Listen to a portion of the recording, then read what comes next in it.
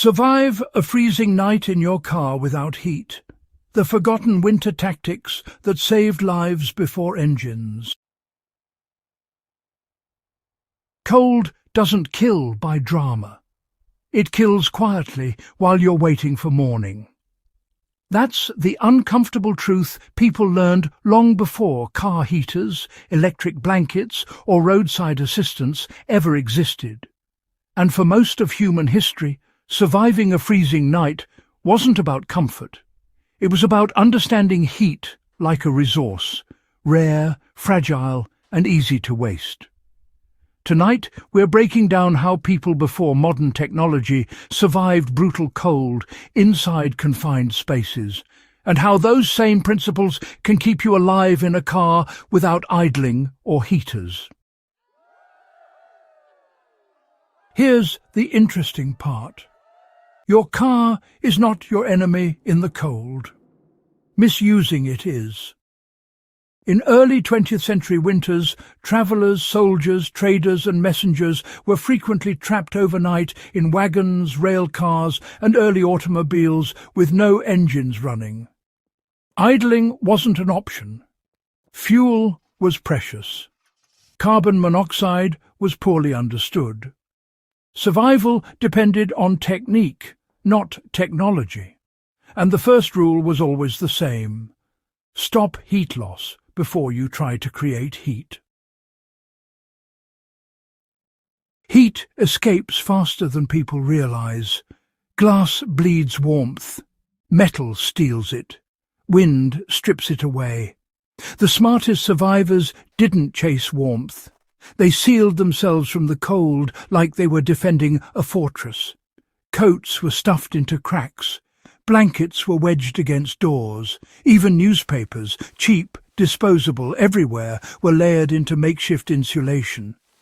Trench soldiers in the First World War learned this the hard way, lining dugouts and transport wagons with paper, straw and canvas to slow the cold's advance. Your car works the same way. The interior is a small pocket of air. Your job is to trap it.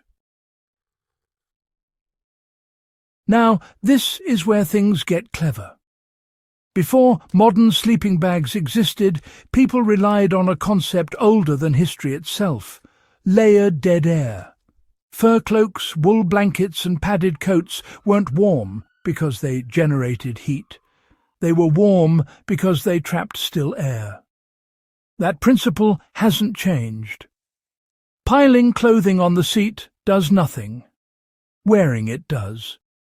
Wrapping it tightly does more. Historical cold weather manuals from the early 1900s emphasized compression control. Too loose and air circulates. Too tight and you crush the insulation.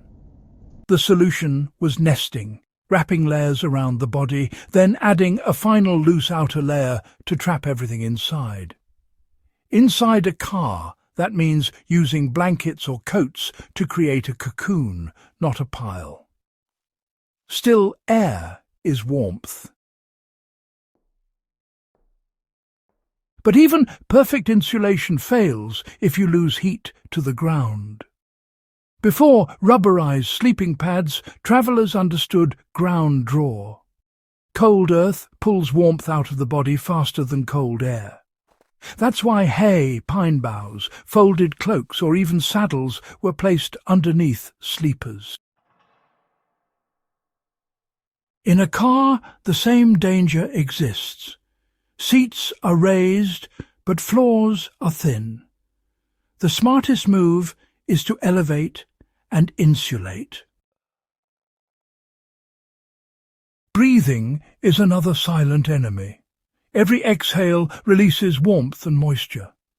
Early polar explorers noticed that damp air inside tents made nights colder, not warmer. Moisture steals heat. That's why venting, even in freezing temperatures, mattered. A cracked window prevented frost build-up and reduced condensation that could soak clothing and insulation.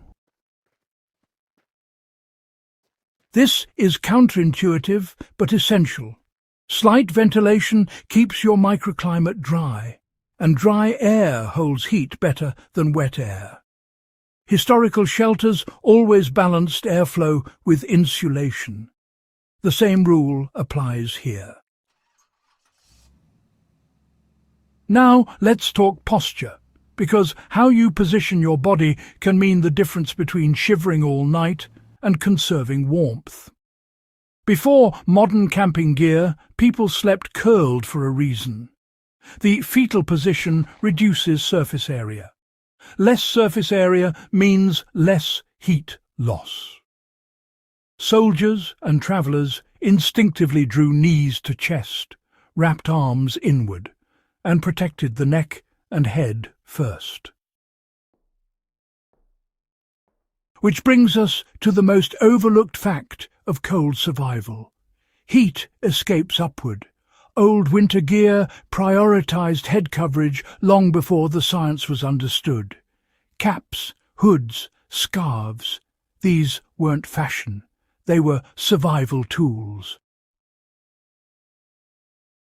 Inside a car, losing heat through your head is, well, accelerated by proximity to cold windows and those chilly roof panels.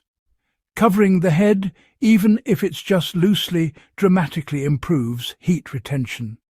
You know, early motor travellers often slept with coats draped over their heads, just leaving small air gaps for breathing.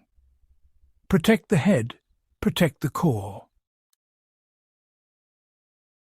Food and movement mattered too, but not quite the way people usually think. In early survival manuals, eating before sleep was recommended, not really for comfort, but for metabolism. Digesting food actually generates internal heat. Even simple carbohydrates helped. A small ration before resting gave the body fuel to burn through the night. That advice, honestly, still holds.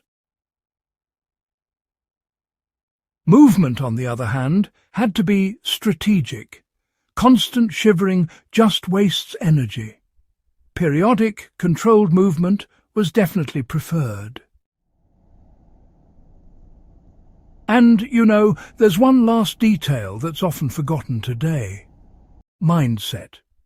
Historical accounts, time and again, mention morale as a crucial survival factor. Panic, well, it accelerated heat loss, while staying calm actually conserved it. Survivors focused on routines, adjusting layers, checking insulation, controlling breathing.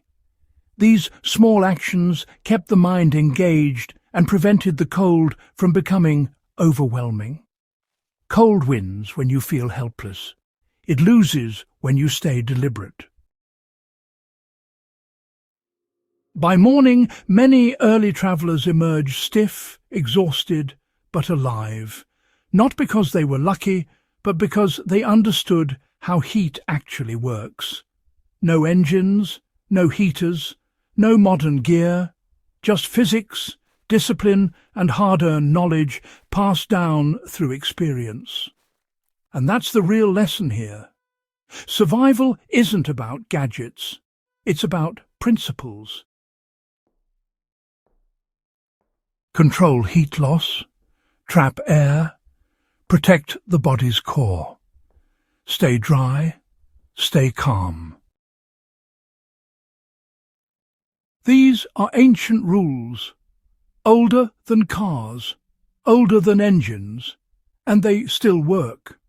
If this kind of forgotten knowledge fascinates you, if you want to learn how people survived the world long before convenience, then this is your place.